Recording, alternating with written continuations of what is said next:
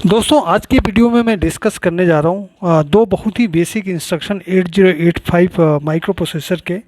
पहला इंस्ट्रक्शन है add are और दूसरा है ऐड एम। इन दोनों में डिफरेंस क्या है और इनको कहाँ यूज करते हैं मैं सब कुछ बताऊंगा आपको। सबसे पहले हम समझते हैं कि यहाँ पे आर का मतलब क्या। देखिए दोस्तों, यहाँ पे आर का मतलब है रजिस्टर।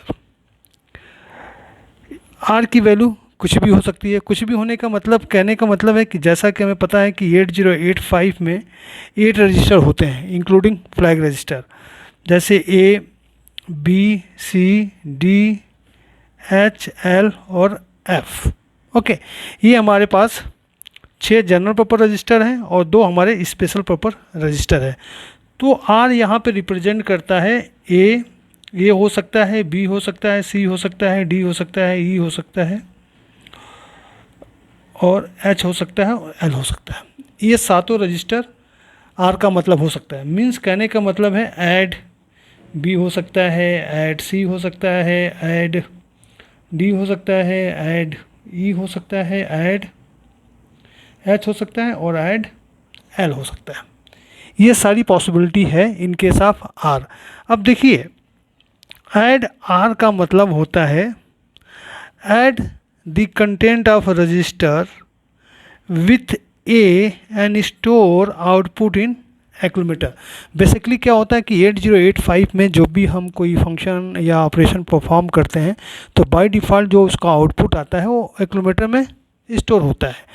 और एक्यूमुलेटर 8085 में कोई भी ऑपरेशन विदाउट एक्यूमुलेटर की यूज किए नहीं होता है। तो जैसे यहाँ पे लिखा है ऐड आर, इसका मतलब हुआ आर प्लस ए और आउटपुट स्टोर हो जाएगा ए में। जैसे हमने लिखा ऐड ए, इसका मतलब हुआ, अब देखिए यहाँ पर आर की वैल्यू क्या है ए, तो ए प्लस ए आउटपुट स्टोर हो गया ए में।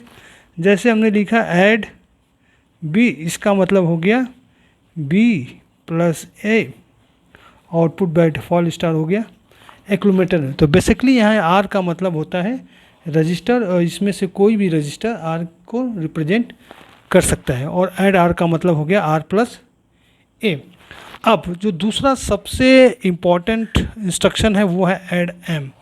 अगर 8085 माइक्रो प्रोसेसर में एम का मतलब आप समझ गए तो इसमें कोई भी प्रोग्राम आप इजीली कर सकते हैं, क्योंकि जब भी हम स्टैंडर्ड प्रोग्रामिंग की बात करते हैं तो मैक्सिमम जगह हमारा एम यूज होता है। देखिए, एम का मतलब होता है मेमोरी।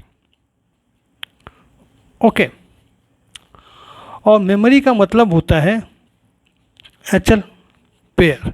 इसका मतलब समझिए, एचएल पेयर में जो भी मेमोरी लोकेशन स्टोर होगा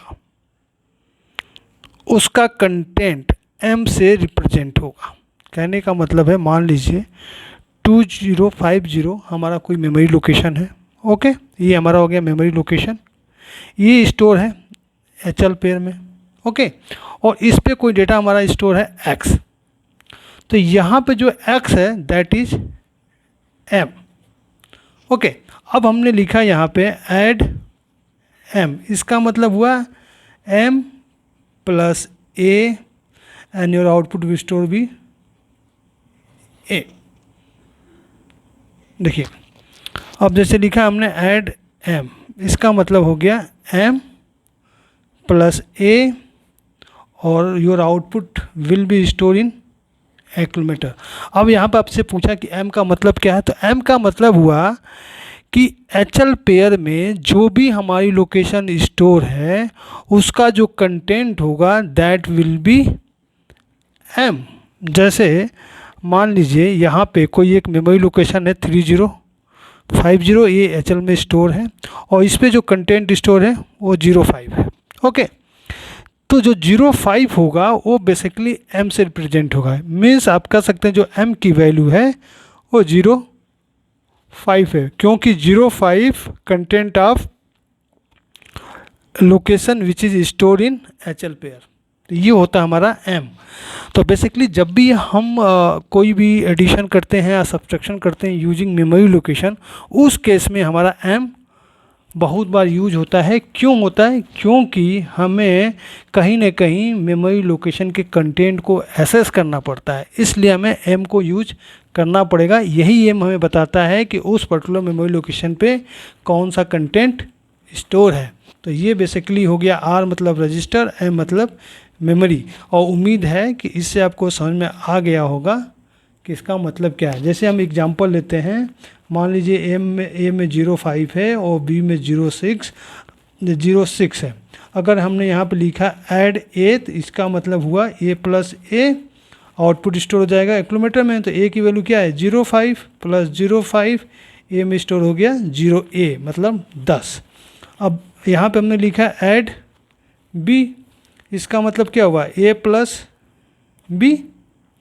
ओके, तो ए में क्या था 05, बी में 06, ये हो गया 11 को लिखते हैं 0B, और 0B स्टोर हो जाएगा हमारा किलोमीटर में।